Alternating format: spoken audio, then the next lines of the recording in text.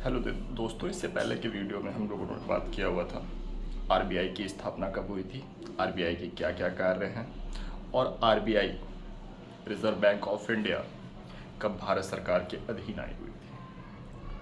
तो आप अगर इनके बारे में नहीं पता आपको तो इससे पहले के वीडियो जाके ज़रूर देखें। आज हम लोग बात करेंगे डिटेल में आरबीआई की क्या क्या कार्य थे। मैंने बताया था मौद्रिक नीतियाँ बनाना, जो कि मॉनेटरी पॉलिसी होती हैं, है ना। दूसरा, करेंसी नोट जो भी होता है वो जारी करती है आरबीआई। बैंकों का बैंकर है आरबीआई, है ना। और सरकार का बैंक है आरबीआई। दूसरा, मौद्रिक नीतियां जो बनाती है वो आरबीआई ही बनाती है। साथ ही साथ अभी इसके बारे में डिटेल में बात करेंगे। और जो फॉरेन रिजर्व होता है, जो विदेशी मुद्रा होता है, उसका प्रबंधन आरबीआई ही करती है ना।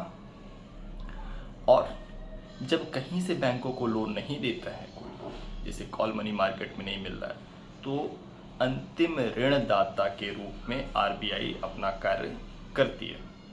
अब हम लोग बात करेंगे मौद्रिक नीतियाँ क्या होता है ना।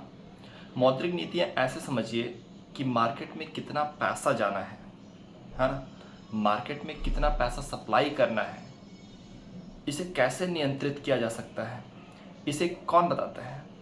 आरबीआई। और आरबीआई किसके माध्यम से? अब एक मार्केट में तो जाके बोलेगा नहीं आरबीआई भाई उसके बंदे कि आपको इतना पैसा लगाना है मार्केट में। हर एक बैंक से बोलेगा नहीं कि आपको इतना मार्केट में पैसा लगाना है, इतना पैसा लोन देना है, इतना। तो वो करता क्या है ना, रेपो रेट मीन्स की मॉनेटरी पॉलिसी बनाता है।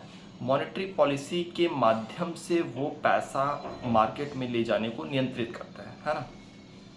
अब मनी सप्लाई को कैसे नियंत्रित करता है, क्यों नियंत्रित करता है, उसके 3 रीजन है। मॉनेटरी पॉलिसी के माध्यम से ग्रोथ,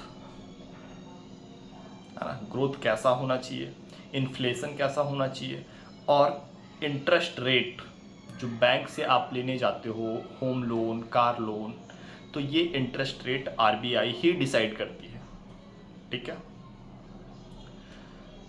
तो इसे हम लोग मॉनेटरी पॉलिसी कहते हैं, ठीक है।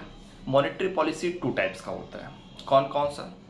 एक्सपेंसरी और कॉन्ट्रेशनरी मीन्स की विस्तारवादी मॉनेटरी पॉलिसी मौद्रिक नीति और संकुचनशील मौद्रिक नीति, ठीक है। विस्तारवादी मौद्रिक नीति क्या होता है? विस्तारवादी मौद्रिक नीति का मतलब ऐसे समझिए, विस्तारवादी मौद्रिक नीति में मार्केट में मनी की सप्लाई को बढ़ा दिया जाता है, ठीक है। और संकुचनशील मौद्रिक नीति में मार्केट से मनी सप्लाई जो होता है, मनी को आरबीआई अपने अंडर में खींचना शुरू कर देती है। अब क्योंकि इससे फायदे क्या हैं?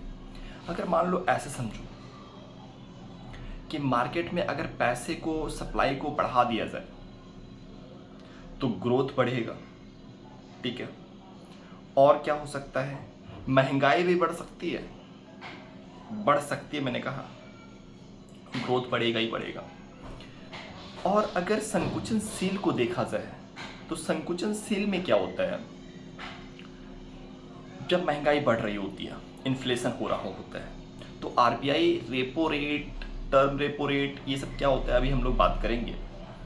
तो टर्म रेपो रेट को बढ़ा देता है, जिससे क्या होता है, मार्केट से पैसा आरबीआई खींचना शुरू कर देता है। तो जब मार्केट में पैसा नहीं होगा तो परचेसिंग पावर क्या होगा? कम हो जाएगा। जब परचेसिंग पावर कम हो जाएगा तो लोग पैसे कम खर्च करेंगे, है ना। पैसे जब कम खर्च करेंगे तो महंगाई कंट्रोल हो जाएगी, इन्फ्लेशन कंट्रोल हो जाएगा। समझ रहे हैं आप? तो मैंने क्या बताया, मौद्रिक नीति की जरूरत क्यों पड़ी? पहला, ग्रोथ को नियंत्रित करने के लिए। दूसरा, विकास जिसे कहते हैं, डेवलपमेंट कहते हैं, है ना। नहीं, डेवलपमेंट और ग्रोथ अलग अलग चीज़ें हैं। तो ग्रोथ को नियंत्रित करने के लिए और रेट ऑफ इंटरेस्ट को नियंत्रित करने के लिए। और तीसरा क्या था? इन्फ्लेशन, महंगाई को नियंत्रित करने के लिए यूज़ किया गया था मौद्रिक नीतियाँ 2 टाइप्स के होते हैं। कौन कौन सी? विस्तारवादी, संकुचनशील। विस्तारवादी को इंग्लिश में कहते हैं एक्सपेंशनरी, और संकुचनशील को कहते हैं कॉन्ट्रेशनरी, है ना। तो विस्तारवादी में क्या हुआ, मार्केट में पैसा को बढ़ा दिया गया, सप्लाई बढ़ा दिया गया। और संकुचनशील में क्या हुआ, पैसा मार्केट से ले लिया गया। जब मार्केट से पैसा लेते हैं तो महंगाई क्या होती है, कंट्रोल हो जाती है, नियंत्रित हो जाती है। और जब महंगाई नियंत्रित हो जाएगी तो सरकार की वाहवाही होगी। और महंगाई कैसे नियंत्रित होता है, क्या होता है, मॉनेटरी पॉलिसी कितने टाइप्स के होते हैं, नेक्स्ट वीडियो में हम लोग डिस्कशन करेंगे।